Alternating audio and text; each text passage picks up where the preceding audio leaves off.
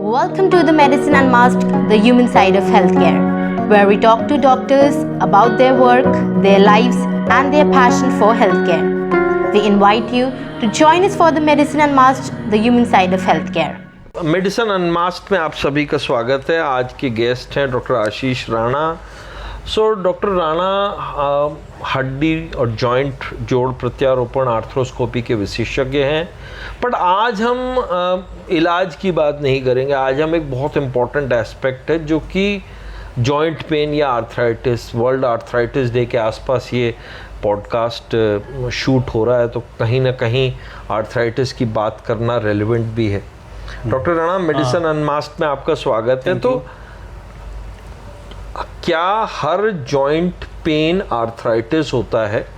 पहली बात तो ये, और उसके साथ ही मैं जानूंगा कि आजकल बहुत ज़्यादा जॉइंट की प्रॉब्लम लोगों को होने लग गई। इनफैक्ट जवान लोगों को भी होने लग गई, जो कि नॉर्मली एक एज्ड व्यक्ति में होती थी। तो हर जॉइंट पेन को आर्थराइटिस कहते हैं? हाँ, देखिए पहले तो मैं बताऊँ आर्थराइटिस क्या चीज़ है। आर्थराइटिस का मतलब है कि जॉइंट का इन्फ्लेमेशन, मतलब जॉइंट के अंदर सूजन आना, जॉइंट के अंदर दर्द होना, और दर्द के साथ साथ उसके मूवमेंट में पेन होना और वो अकड़ जाना है। तो आर्थराइटिस जो टर्मिनोलॉजी यूज़ करी गई है इनिशियल से, वो क्या है कि जॉइंट डैमेज होने के लिए करी गई है। लेकिन हर जॉइंट पेन आर्थराइटिस नहीं है, क्योंकि यदि हमारी सराउंडिंग जो मसल्स है जॉइंट के, यदि उसके अंदर वीकनेस है, यदि उसके अंदर विटामिन की कमी है, तो वो भी एक तरह से है ना जॉइंट पेन करती है, क्योंकि उससे भी चलने में दिक्कत और दर्द होने लग जाता है। तो वो एक तरह से जॉइंट की सूजन है, आर्थराइटिस नहीं है। आर्थराइटिस सूजन की अगली स्टेज को आर्थराइटिस बोला जाता है, कि जब जॉइंट डैमेज होने लग जाए। ओनली जैसे सूजन है, केवल मसल्स की सूजन है या उसकी जो साइन है उसकी सूजन को इनिशियल स्टेज पे जॉइंट इन्फ्लेमेशन बोलते हैं। फिर आर्थराइटिस का मतलब जॉइंट डैमेज है ना। और बेसिकली हम देख रहे हैं कि आजकल यंग एज में है ना, मतलब आप पहले नहीं होता था कि 20-25 साल का भी कोई पेशेंट है वो भी आके दर्द का बता रहा है कि मेरे नी पेन हो रहा है, कि शोल्डर पेन हो रहा है। तो इसके भी कमी है क्योंकि इंडियंस में ना, एशियन कंट्रीज़ में, इंडियंस में बेसिकली आजकल विटामिन D3 बहुत कम हो रहा है। मतलब हर जिसका भी टेस्ट कराएंगे ना। एक मिनट में सुनूंगा कि हम जब ट्रेनिंग करते थे आज से 25-30 साल पहले, जब ये विटामिन D तक तो हम बात करते थे, बट D3 जो विटामिन D का एक फॉर्म है जो कि बोन के लिए बहुत इम्पोर्टेंट है, उसका चलन इंडिया में तो पिछले 10-12 सालों में ही हुआ है। डॉक्टर आशीष, आप बात कर रहे थे कि विटामिन D3 की कमी हम इंडियंस में यूनिवर्सल है। हाँ। पहली बात तो ऐसा क्यों है कि हम इंडियंस में विटामिन D3 की कमी है, और दूसरी बात है कि इसको लेने के लिए how do we replenish this? हाँ, देखिए विटामिन D3 जैसे आप कुछ भी देखेंगे कि अपन नाम लेते हैं विटामिन, तो विटामिन तो फूड में होता है। तो हम खाना खाते हैं तो विटामिन कैसे कम हो गया? तो जनरली क्या, विटामिन D3 फूड में बहुत कम होता है और लिमिटेड 1 या 2 कुछ ही चीज़ों में होता है। जैसे आप मान लो मशरूम में विटामिन D3 है, एग के योक में है जो येलो वाला है, जनरली कोई खाता नहीं, मतलब एग लोग कम खाते हैं, खाते भी हैं तो वाइट ही पार्ट ज़्यादा खाते हैं, और मशरूम भी कम खाते हैं। और उसके अलावा थोड़ा बहुत फिश में होता है, जैसे वेजिटेरियंस में तो है ही नहीं, बिल्कुल नहीं। तो इसलिए वेजिटेरियंस में बहुत कॉमन है कि विटामिन D3 कम होता है। प्लस हमारे जैसे एक सन रेज से विटामिन मिलता है। तो पहले क्या लोग एक्सपोज रहते थे, घूमते थे बाहर, बच्चे भी दिन में खेलते थे, सुबह 9-10 बजे खेल रहे हैं, उस समय की सनरेज अच्छी होती है विटामिन D बनाने के लिए। तो आजकल बाहर की एक्टिविटीज़ बंद हो गई है, बच्चे भी मोबाइल पे खेलते हैं और हम भी AC चैम्बर्स में रहते हैं, तो सनरेज का एक्सपोजर नहीं मिलता, तो इसलिए विटामिन D नहीं बन पाता।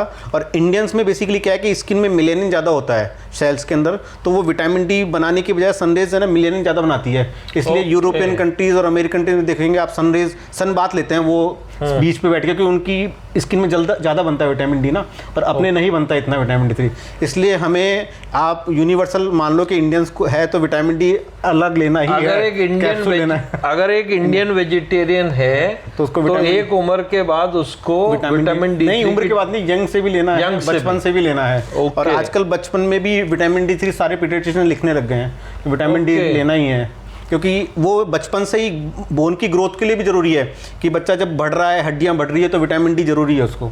तो मतलब या तो टेस्ट करवा लो आप, कि इसमें हम टेस्ट करवा सकते हैं कि विटामिन D कितना कम है, और जब हम टेस्ट कराएंगे तो हमें पता पड़ ही जाए कितना कम है, और लेना ही है, मतलब बचपन से भी लेना पड़ता है विटामिन D3। ओके, एक हम विटामिन D3 की तो अब बातें होने लगी। कैल्शियम का जो मेटाबॉलिज्म है वो भी एक बड़ा इंपॉर्टेंट एस्पेक्ट है बोन पेन के लिए। तो क्या विटामिन D3 और कैल्शियम दोनों रिलेटेड है या दो अलग अलग चीजें हैं? नहीं, समवॉट रिलेटेड है। कैल्शियम तो हमें फूड्स में, मैक्सिमम फूड्स में, डेयरी प्रोडक्ट्स में मिल जाता है। आप लोग कुछ भी फूड खाओगे, केला, फ्रूट्स में भी मिल जाएगा, डेयरी प्रोडक्ट्स, दूध, दही, पनीर, सब में कैल्शियम है। और यदि हम डेयरी प्रोडक्ट्स नहीं खा पाते हैं, कुछ लोग होते हैं डेयरी प्रोडक्ट्स से एलर्जी होती है, तो हम कैल्शियम कैसे लें? सबसे बढ़िया वो उनका ये रहता है क्वेश्चन कि उनका जागरूकता ये रहती है कि जब डेयरी प्रोडक्ट्स नहीं खा सकते, कुछ की एलर्जी होती है, तो हम क्या खाएं? तो एक बादाम, जो आलमंड्स होना है, उसको बहुत अच्छा कैल्शियम का सोर्स माना गया है। तो आलमंड्स खाएंगे आप डेली के 4-5, तो आपको कैल्शियम मिल जाएगा। तो कैल्शियम फूड में मिल जाता है, अच्छी क्वांटिटी में मिलता है। जनरली फीमेल्स में 55 साल के बाद जब है ना उनके जैसे हार्मोन डिस्टर्बेंस होता है, मेनोपेज आती है, तब उनका कैल्शियम एब्जॉर्प्शन कम होता है, तो उनको बोला जाता है कि कैल्शियम अलग से लेना शुरू करें। बाकी एज सच कैल्शियम अलग से लेने की जरूरत नहीं है ओल्ड एज तक, तो यंग एज में। ओके, सो एक है ना डॉक्टर आशीष, एक बड़ी कॉमन बात है कि हमारे यहाँ मैं जब बाहर प्रैक्टिस कर रहा था तो वहाँ यंग एज पे भी विटामिन लेना, सप्लीमेंट्स लेना, ये एक वे ऑफ लाइफ है। हमारे यहाँ ये बड़ी एक प्रॉब्लम होती है कि सर सप्लीमेंट नहीं, डाइट बता दो क्योंकि आदत पड़ जाएगी। तो what is your view regarding D3 and calcium? वही एक अवेयरनेस डेवलप करने की जरूरत है कि आप ये मत सोचो कि डॉक्टर आपको ही दे रहा है विटामिन D3। आज आप मेरी बात करें तो मैं भी लेता हूँ और मेरे बच्चों को भी देता हूँ मैं। तो मैंने भी जब पहली बार टेस्ट कराया था, जब मैं 30 इयर्स का था, तो आज सरप्राइज कि मैं 30 इयर्स को मेरे अंदर विटामिन D3 कम है। ओके हाँ, तो इसमें सरप्राइज होने की बात नहीं है। ये एशियंस कंट्री में, मतलब इंडियंस में कम है ही, तो हमें लेना ही है। हमें मतलब विटामिन जो चीज़ फूड से नहीं मिल रही है तो हमें उसको एक्स्ट्रा लेना पड़ेगा अलग से। बिल्कुल ठीक बात है। तो एक और चीज़ है कि आजकल वैसे तो लोग बहुत एक्सरसाइज कॉन्शियस हैं, बट ऐसी कौन सी एक्सरसाइजेज हैं जो कि जॉइंट पेन को, खासकर हम जॉइंट की बात करते हैं तो हम नी जॉइंट की बात करते हैं, ज़्यादातर लोगों के यहीं पेन ज़्यादा होता है। सो कौन सी एक्सरसाइजेज व्यक्ति को करनी चाहिए और कौन सी एक्सरसाइजेज नहीं करनी चाहिए? देखिए, यंग एज के हिसाब से तो यंग एज में आप 50 तक हैं अप टू, तो सारी एक्सरसाइज करो, कोई दिक्कत नहीं, सब तरह की एक्टिविटी करो आप, स्क्वेटिंग, पालती पोजीशन सब करो। और आफ्टर 50 एक रेगुलर रूटीन में मॉर्निंग वॉक और इवनिंग वॉक स्टार्ट कर दो 30 मिनट्स का एटलीस्ट, कि हम 30 मिनट्स के लिए वॉक करनी है। और वो 50 भी नहीं तो आप 30 के बाद भी स्टार्ट कर सकते हैं, 30-35 के बाद, कि रूटीन में morning walk, evening walk 30 minutes का स्टार्ट कर दें। ये एक्सरसाइज तो जरूरी है नी जॉइंट के लिए जी। और कौन सी एक्सरसाइज हैं जो हमें नहीं, जैसे यदि आपको जॉइंट पेन रह रहा है किसी को 35-40 के बाद, तो कुछ योगा हैं जिसमें पालती पोजीशन, उकड़ू बैठते हैं, स्क्वाट करते हैं, तो वो एकदम से स्टार्ट नहीं करें और वो एक बार फिर डॉक्टर से सलाह लेके ही करें। अच्छा, इसमें भी एक बार कई ये प्रॉब्लम होती है कि जॉइंट की प्रॉब्लम होती है तो व्यक्ति फिजियो डॉक्टर के पास जाए, फिजिशियन के पास जाए या ऑर्थोपेडिक डॉक्टर के पास जाए, मतलब इसका कुछ फर्क होता है या कहीं भी जाके? और नहीं, फर्स्ट में तो वो नियर बाय जो भी अवेलेबल है एक बार उनसे कंसल्ट कर सकता है। ऐसा नहीं है कि फिजियोथेरेपिस्ट गलत है, कि फिजिशियन गलत है, कि ऑर्थोपेडिक, जो भी कोई हो एक बार उससे कंसल्ट संपर्क कर ले, वो आपको गाइड कर देंगे एक बार डाइट, और उसके बाद भी नहीं सही होता है तो फिर ऑर्थोपेडिक्स वालों को दिखा दे, ऑर्थोपेडिक हड्डी रोग विशेषज्ञ को दिखा दे। तो ऐसा नहीं कि वो भी, उनका भी अपना व्यू रहता है, तो वो भी एक्सरसाइज वगैरह बता सकते हैं।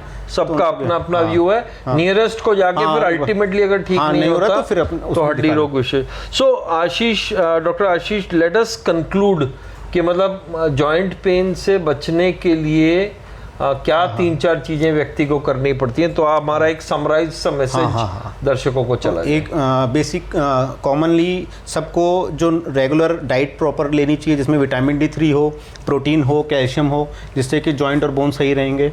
ठीक है। सेकंड, अपनी एक्टिविटीज रेगुलर D3 का टेस्ट कराएं, D3 का टेस्ट कम हो तो D3 लेना है, D3 लेना है। और कुछ जैसे आर्थराइटिस होता है, जैसे बीमारी होती है, जैसे रूमेटॉइड वगैरह होते हैं, तो एक बार डॉक्टर से कंसल्ट कर ही लें कि कोई आर्थराइटिस टाइप का डेवलप तो नहीं हो रहा, तो उसका जल्दी से लंबे समय तक अगर जॉइंट की प्रॉब्लम हो तो किसी न किसी डॉक्टर को जरूर दिखा के, जिससे उसका इलाज शुरू हो जाए तो आपका जॉइंट डैमेज नहीं हो।